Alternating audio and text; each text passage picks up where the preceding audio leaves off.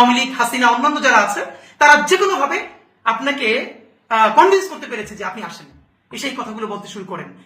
হাসিনার যদি খুনি দেখতে আপনার খুব কষ্ট হয়, যদি প্রপার এভিডেন্স আপনার কাছে মনে হয় না, এটা এভিডেন্স নাই, হাসিনাকে গিয়ে জিজ্ঞেস করতে হবে, তাহলে আপনি প্লিজ হাসিনার সাথে দেখা করেন না, দেখা করে জিজ্ঞেস করেন সেই খুনগুলো করছে কিনা, ভিডিওগুলো দেখাইয়া। এই যে বডি ল্যাঙ্গুয়েজটা শো করেছেন, এটা জুলাইয়ের শহীদ পরিবাররা প্রচন্ড কষ্ট পেয়েছে, আমাদেরকে জানিয়েছে, আপনি তাদেরকে সরি বললেন।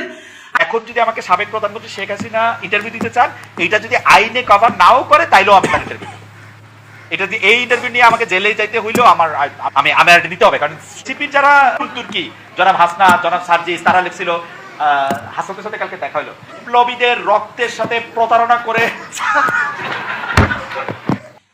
আওয়ামী লীগ চাচ্ছে, এমনকি সেই ঘাতক জেনারেলদের একটা অংশ, আওয়ামী লীগ, ইন্ডিয়ার সেই লবি, সবাই মিলে এখানে এমন একটা ক্যাওটিক সিচুয়েশন তৈরি করতে চায় যার ফলে এই সরকারকে ফল করিয়ে একটা নতুন একটু লেস আওয়ামী লীগ এমন একটা গভর্নমেন্ট তৈরি করে তারপরে 6 মাস 1 বছর চালিয়ে নির্বাচনটাকে বানচাল করে দিয়ে এরপর আওয়ামী লীগকে ফিরিয়ে এনে একটা ইনক্লুসিভ ইলেকশন আমি নির্বাচন করতে চাই। তো এর প্রথম প্রক্রিয়াটা হলো এই নির্বাচনকে, এই বিচার কাজকে বাধাগ্রস্ত করা, তারপরে নির্বাচনকে বানচাল করা।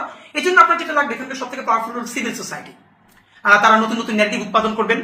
তো আমার যেটা মনে হচ্ছে এই খুনি হাসিনার রায়ের আগে খুনি হাসিনা সরাসরি অর্ডার করেন নাই, এই নিচের কিছু র্যাবের অফিসাররা সরাসরি এটা করেছে, খুনি হাসিনা এটা জানতেন না, তাকে ভুল বোঝানো হয়েছে, আনু মোহাম্মদ সাদ্দের মতো, উনি জানেন না আর সবাই জানেন, ওনাকে শুধু ভুল বোঝানো হয়। এইরকম কিছু ন্যারেটিভ নির্মাণের জন্য সিভিল সোসাইটি থেকে চেষ্টা চলছে। আমার মনে হয় এই ন্যারেটিভকে প্রচার করার জন্য আপনার চেয়ে ভালো কোনো ফিগার নেই, আপনারা দেখতে সুন্দর এবং সিভিল সোসাইটির সাথে আপনি সব থেকে বেশি কানেক্টেড। সুতরাং আপনার প্রথম কাজ হলো আপনি তাদেরকে লঘু করবেন। দেখেন, হাসনাত সার্জিসের পলিটিক্স আমি করি না, এনসিপি পলিটিক্সও করি না, কিন্তু যেখানে ওদের যেই দোষটা নাই, এই প্রতিবাদ আমরা সবাই করেছি। আপনি যখন সাদ্দামের সাথে ইন্টারভিউ করতে চান, সেটাকে আপনি কিভাবে আপনি সরি ফিল করবেন যে আপনি এটা চেয়েছেন? আপনি হিটলারের ইন্টারভিউ জার্মানিতে বসে ভাবে করতে পারতেন? আপনি কি এখন আজকে জার্মানিতে যদি থাকেন আর এখন যদি হিটলার থাকতো, আপনি জার্মানিতে বসে বলতে পারতেন যে আমার জেল হইলে হোক আমি হিটলারকে ইন্টারভিউ করবো? কিন্তু আপনি বাংলাদেশে বসে বলতে পারতেছেন। এর কারণ আমরা মনে করি আপনাকে এবার পাঠানো হয়েছে অনেক হিসাব নিকাশ করে, এখানকার হয়তো কোনো একটা এজেন্সি পাওয়ারফুল, তারা আপনাকে পুশ করেছে, আসেন, বাকিগুলো আমরা ঠিক করছি। আপনাকে আওয়ামী লীগ, হাসিনা, অন্যান্য যারা আছে তারা যে কোনো ভাবে আপনাকে কনভিন্স করতে পেরেছে যে আপনি আসেন, সেই কথাগুলো বলতে শুরু করেন। এটা যদি না করেন, আপনি এসেই এই কথা আপনি কেন বলছেন? তো প্লিজ আমি আপনাকে বলবো যে আপনি যে সাবেক প্রধানমন্ত্রী বলছেন, আপনি তাহলে সারাদিন গ্লোরিফাই করতে পারলে আমার কোনো সমস্যা নাই, কিন্তু প্রকাশ্য দিবালোকে খুন করছে সেই খুনিকে আপনি খুনি বলতে পারেন না, কিন্তু বিনা ভোটে এমপি হয়েছে, মন্ত্রী হয়েছে এবং তাবেদারি করে দেশ বাঁচছে, তার এখন আপনার সাবেক প্রধানমন্ত্রী বলে বলা লাগে। এই যে আপনার ফেটিস, মানে এটা তো আমাদেরকে আসলে বুঝতে হবে যে আপনি কোন উদ্দেশ্যে কাকে কি বলছেন। তো আমি আপনাকে দেশবাসীর উদ্দেশ্যে বলতে চাই, সম্ভবত এইটা একটা খুনিদের প্রথম টেস্ট কেস। তারা এরকম বয়ান বিভিন্ন জায়গা থেকে তৈরি করবে, লিখবে, বলবে। যদি প্রথমবারে তারা উতরাইয়া যায়, তাহলে সেকেন্ড ফেজে তারা কোথা থেকে আরো বড় করে চেষ্টা করবে এবং বিচারকে ভণ্ডুল করবার চেষ্টা করবে। আমি সর্বশেষে আপনাদের মাধ্যমে যেটা বলতে চাই, খালেদ মহিউদ্দিন থেকে শুরু করে অন্যান্যরা এটা জীবনে সাহস পাইতো না। সাহস পাইছে শুধু রাজনৈতিক দলগুলোর অনেকের কারণে। আমরা বলেছিলাম আপনারা যে যার রাজনীতি করেন, কিন্তু জুলাইয়ের প্রয়োজনে আপনারা একতাবদ্ধ থাকেন। জুলাইয়ের ক্যারেক্টার বলি, জুলাইয়ের স্পিরিট বলি, যেটা আপনারা ধ্বংস করেন না। নিজের 5 বছরের রাজনীতি, নিজের ক্ষমতার জন্য জুলাইকে ছোট করেন না। জুলাই না বাঁচলে বাংলাদেশ বাঁচবে না, স্বাধীনতা সার্বভৌমত্ব বাঁচবে না।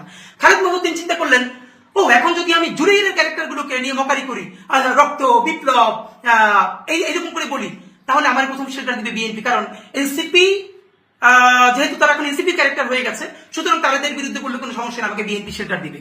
তো এই যে আমাদের পলিটিক্যাল বিভাজন হইল জুলাইকে কেন্দ্র করে, আজকে বিএনপির বিরুদ্ধে বলে শেল্টার দিবে এক গ্রুপ, আবার এনসিপির বিরুদ্ধে বলে বিএনপি শেল্টার দিবে, করে করে আপনারা একদিন দেখবেন, একটা কবিতা আছে না যে আজকে ওরে ধরে নিয়ে গেছে, আপনি বলবেন ও তো আমার শত্রু, ওরে ধরে নিয়ে গেছে, থাক আমার প্রতিবাদ করার দরকার নাই, ও তো আমার বন্ধু না।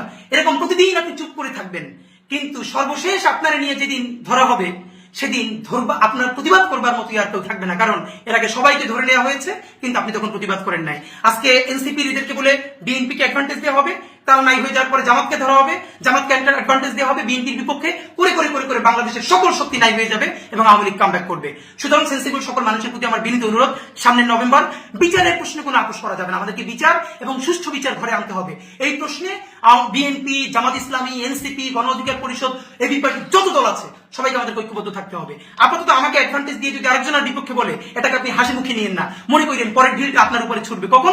যখন ও আর আপনার ব্যাপারে সাহায্য করতে আসতে পারবে না। তো আমি আপনাকে বলি, খালেদ মহিউদ্দিন ভাই, আমি আপনাকে চাইলে আরো প্রচন্ড ভাবে বলতে পারতাম, এবং কিন্তু আমি আসলে অনার করতে চাই আপনাকে ওই জায়গাটা, এবং আমি মনে করি দৃঢ়ভাবে বিশ্বাস করি আপনি যে বডি ল্যাঙ্গুয়েজটা শো করেছেন এটা জুলাইয়ের শহীদ পরিবাররা প্রচন্ড কষ্ট পেয়েছে, আমাদেরকে জানিয়েছে, আপনি তাদেরকে সরি বললেন।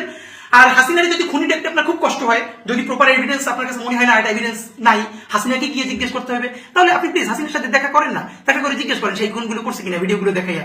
কিন্তু এই যে তারে ইন্টারভিউ করে আপনি জেলে গিয়া হিরোইক একটা মহাকাব্য তৈরি করবেন, এইটা জুলাইয়ের সাথে গাদ্দারি বলবো না, এইটা হলো এখানকার ভ্যান চালক, রিক্সাওয়ালা, যারা আপনার মতো বিশেষ কাটার হয় নাই, চেহারা ভালো না, যার কোনো কণ্ঠস্বর নাই, এইসব মানুষদেরকে এলিটরা কেমনি করে খামচে খামচে খায়, তার একটা ক্লাসিক উদাহরণ হয়ে থাকবে। এগুলো করেন না ভাই প্লিজ।